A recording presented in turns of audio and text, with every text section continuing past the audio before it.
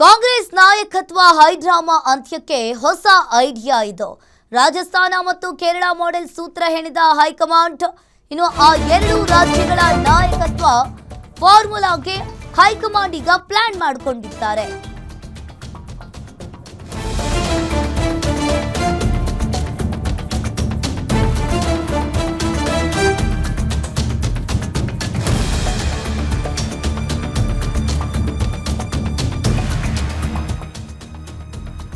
ಕಾಂಗ್ರೆಸ್ ನಾಯಕತ್ವ ಹೈಡ್ರಾಮಾ ಅಂತ್ಯಕ್ಕೆ ಈಗಾಗಲೇ ಹೈಕಮಾಂಡ್ ಕೂಡ ಹೊಸ ಪ್ಲಾನ್ ಅನ್ನ ಮಾಡಿಕೊಂಡಿದ್ದಾರೆ.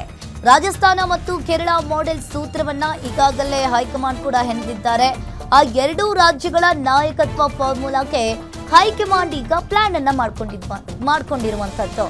ರಾಜಸ್ಥಾನದಲ್ಲಿ ಹಿರಿಯ ನಾಯಕಕ್ಕೆ ಮನೆ ಹಾಕಿದ್ದ ಹೈಕಮಾಂಡ್ 2018ರ ಎಲೆಕ್ಷನ್ ಬಳಿಕ 67 ವರ್ಷದ ಅಶೋಕ್ ಗೆಹ್ಲೋಟ್ಗೆ ಮನೆ ಹೆಣೆದಿದ್ದಾರೆ.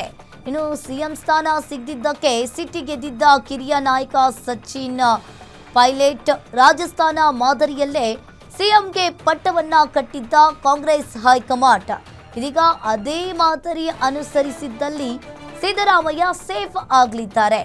ಇನ್ನು ಒಂದ್ ಕಡೆ ಈಗಾಗಲೇ ರಾಜಸ್ಥಾನದ ಮಾದರಿಯಲ್ಲಿ ಸಿಎಂಗೆ ಪಟ್ಟ ಕಟ್ಟಬೇಕು ಅಂತ ಹೇಳಿ ಒಂದ್ ಕಡೆ ಈಗಾಗಲೇ ಹೈಕಮಾಂಡ್ ಕೂಡ ಹೊಸ ಐಡಿಯಾವನ್ನ ಮಾಡಿಕೊಂಡಿರುವಂತದ್ದು. ಕಾಂಗ್ರೆಸ್ ನಾಯಕತ್ವ ಹೈಡ್ರಾಮಾ ಅಂತ್ಯಕ್ಕೆ ಹೊಸ ಐಡಿಯಾವನ್ನ ಹುಡ್ಕೊಂಡಿದ್ದಾರೆ ಹೈಕಮಾಂಡ್. ಕೇರಳ ರಾಜಕೀಯ ಮಾಡೆಲ್ ಜಾರಿಗೆ ಹೈಕಮಾಂಡ್ ಇಲ್ಲಿ ಚಿಂತನೆಯನ್ನ ಮಾಡಿದೆ. ಕೇರಳದಲ್ಲಿ ಕೆಸಿ ವೇಣುಗೋಪಾಲ್ ಬದಲಿಗೆ ಸತೀಶನ್ಗೆ ಮನೆ ಹೆಣೆದಿದ್ರು. ಕೇರಳ ಸಿಎಂ ವಿಡಿ ಸತೀಶನ್ ಪಕ್ಷ ಸಂಘಟನೆಯಲ್ಲಿ ಚತುರ. ಕೇರಳ ರಾಜ್ಯದಲ್ಲಿ ಪಕ್ಷ ಸಂಘಟನೆಯಲ್ಲಿ ಸತೀಶನ್ ಮುಂಚೂಣಿಯಲ್ಲಿದ್ರು. ಇನ್ನು ಕೇರಳ ರಾಜಕೀಯ ಮಾಡೆಲ್ ಜಾರಿಗೆ ಚಿಂತನೆಯನ್ನ ಮಾಡಿದ್ದಾರೆ. ಅದೇ ಕಾರಣದಿಂದಲೇ ಕೆಸಿ ವೇಣುಗೋಪಾಲ್ಗೆ ತಪ್ಪಿದ ಪಟ್ಟ. ವಿಡಿ ಸತೀಶನ್ ಮತ್ತು ಡಿಕೆಶಿ ರಾಜಕೀಯದಲ್ಲಿ ಹಲವು ಸಾಮ್ಯತೆ ಇದೆ. ಇನ್ನು ಪಕ್ಷ ಸಂಘಟನೆಯಲ್ಲಿ ಇಬ್ಬರನ್ನು ಅಳೆದಲ್ಲಿ ಇಬ್ಬರದ್ದು ಕೂಡ ಶಕ್ತಿ ಜಾಸ್ತಿ ಇದೆ.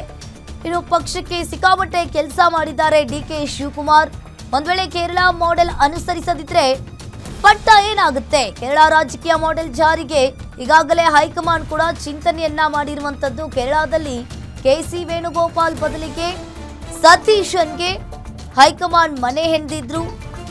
ಇನ್ನು ಕೇರಳ ಸಿಎಂ ವಿಡಿ ಸತೀಶನ್ ಪಕ್ಷ ಸಂಘಟನೆಯಲ್ಲಿ ಬಹಳಷ್ಟು ಚತುರರಾಗಿದ್ದಾರೆ. ಇನ್ನು same to same DK Shivakumar ಅವರು ಒಂದು ಪಕ್ಷವನ್ನ ಬಲಪಡಿಸುವಲ್ಲಿ ಅವರದ್ದು ಕೂಡ ಅಷ್ಟೇ ಕಾರಣ ಕೂಡ ಇದೆ.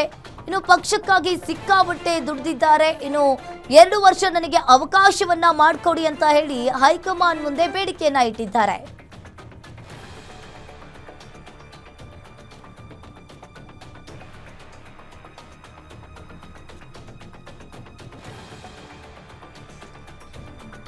ಇನ್ನು ಕೇರಳ ರಾಜಕೀಯ ಮಾಡೆಲ್ ಜಾರಿಗೆ ಹೈಕಮಾಂಡ್ ಕೂಡ ಚಿಂತನೆಯನ್ನ ಮಾಡಿರುವಂತದ್ದು. ಕೇರಳದಲ್ಲಿ ಕೆಸಿ ವೇಣುಗೋಪಾಲ್ ಹಾಗೆ ವಿಡಿ ಸತೀಶನ್ ಮತ್ತು ಡಿಕೆಶಿ ರಾಜಕೀಯದಲ್ಲಿ ಹಲವು ಸಾಮ್ಯತೆ ಇದೆ.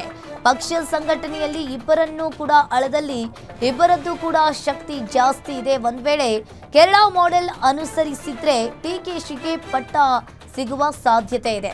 ಹಾಗಾದ್ರೆ ವಿಡಿ ಸತೀಶನ್ ಶಕ್ತಿ ಕೇರಳದಲ್ಲಿ ಬೂತ್ ಮಟ್ಟದ ಸಂಘಟನೆಗೆ ಸತೀಶನ್ ಹೆಚ್ಚಿನ ಒತ್ತು ನೀಡಿದ್ರು. ಯುವ ನಾಯಕರು ಹಾಗೂ ಸ್ಥಳೀಯ ಮುಖಂಡರಿಗೆ ಅವಕಾಶವನ್ನ ಮಾಡಿಕೊಟ್ಟಿದ್ರು. ಸರ್ಕಾರದ ವಿರುದ್ಧ ನಿರಂತರವಾಗಿ ವಿಷಯಾಧಾರಿತ ಹೋರಾಟವನ್ನ ಕೂಡ ಮಾಡಿರುವಂತದ್ದು. ಹಾಗೆ ಸೋಷಿಯಲ್ ಮೀಡಿಯಾ ಹಾಗೂ ನೆಲಮಟ್ಟದ ಪ್ರಚಾರದ ಸಮನ್ವಯವನ್ನ ಮಾಡಿದ್ರು. ಯುಡಿಎಫ್ ಒಳಗಿನ ಗುಂಪು ರಾಜಕಾರಣವನ್ನ ನಿಯಂತ್ರಿಸುವ ಪ್ರಯತ್ನವನ್ನ ಪಟ್ಟಿದ್ರು. ಹಾಗೆ ಸತೀಶನ್ ಪರ್ಯಾಯ ಆಡಳಿತದ ಮುಖ ಅನ್ನೋ ಇಮೇಜ್ ಕೂಡ ಕೊಟ್ಟಿದ್ರು. ವಿಚಾರ ಮತ್ತು ಸಂಘಟನೆ ಸಮತೋಲನದ ಮೇಲೆ ಕೆಲಸವನ್ನ ಮಾಡಿದ್ದಾರೆ. ಹಾಗಾದ್ರೆ ಡಿಕೆಶಿ ಸಂಘಟನಾ ಶೈಲಿ ಯಾವ ರೀತಿಯಾಗಿದೆ?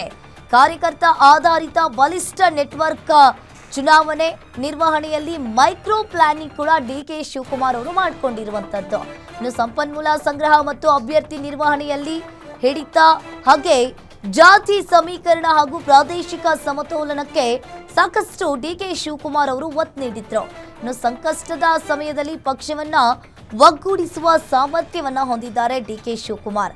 ಇನ್ನು ಡಿಕೆ ಶಿವಕುಮಾರ್ ಗೆಲ್ಲಿಸುವ ಸಂಘಟಕ ಅನ್ನೋ ಹೆಸರು ಚುನಾವಣಾ ತಂತ್ರ ಕಾರ್ಯಕರ್ತರ ಶಕ್ತಿಯ ಮೇಲೆ ಅವಲಂಬಿತವಾಗಿದೆ.